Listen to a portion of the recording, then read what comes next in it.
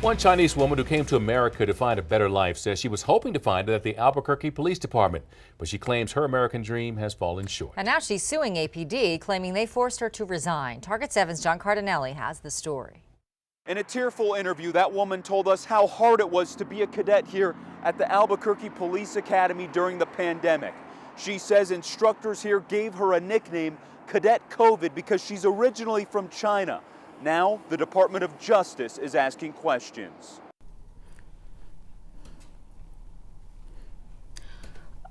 I went through so difficult for this process, try to serve my country. After her home was broken into twice in the same week, Nan Zhang found her calling to serve her country, and she wanted to do it by becoming a member of the Albuquerque Police Department. I think maybe I should to do something to protect my community.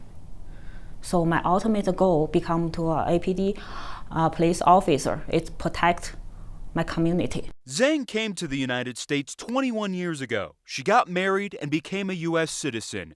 Going to APD was perfect for her. The department at the time was looking for diverse officers. I work out every day to try to meet the requirement for APD. Zhang tested and passed APD's physical agility tests and written tests with flying colors.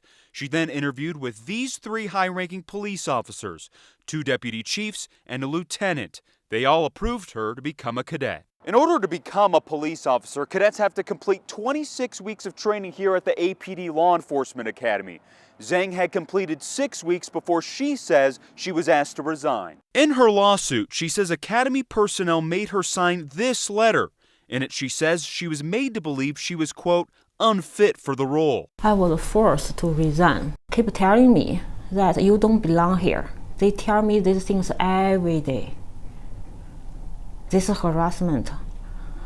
I mean, it's just because my age, my language, and my race. Before Zhang signed that letter, she says she went through weeks of what she calls abuse. She claims everyone kept telling her they couldn't understand her English, and she says she got a nickname. Cadet COVID. I'm an American citizen. I'm American. My rights is equal like everybody else, but they treat me it's so different. Zhang went to this man, Tom Grover, a retired Albuquerque police officer who is now an attorney. He filed this lawsuit against APD.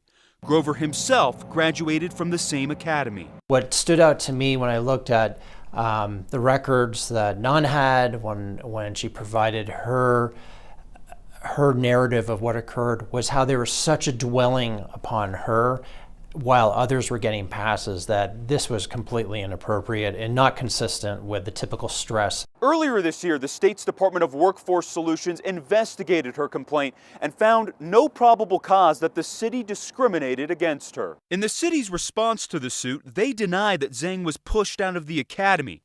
Instead, the city says she voluntarily resigned. In this response, the city also denied that any academy personnel discriminated against Zhang. Shortly after filing suit, Grover says he was contacted by the Department of Justice. They contacted my office and requested documents, and they were provided documents. The Department of Justice, that's one of their jobs, one of their missions is to investigate allegations of civil rights violations. KOAT legal expert John Day says there was plenty for the DOJ to look at based on the allegations made in the suit. The Department of Justice has an obligation to investigate. If they are in fact investigating, it means that there is some information that they have that has led them to decide we've got to look into this further. Despite what she claims she went through, Zhang says she still wants to be a police officer and serve her community. I really want to become a police officer, honestly. But I don't think they will accept the people like me, look different, talk different. For Target 7, I'm John Cardinelli. Now, we did reach out to the U.S. Attorney's Office about whether they were investigating her claims, and they would not confirm or deny any investigation. The city says they don't believe the DOJ is conducting any investigation into her claims.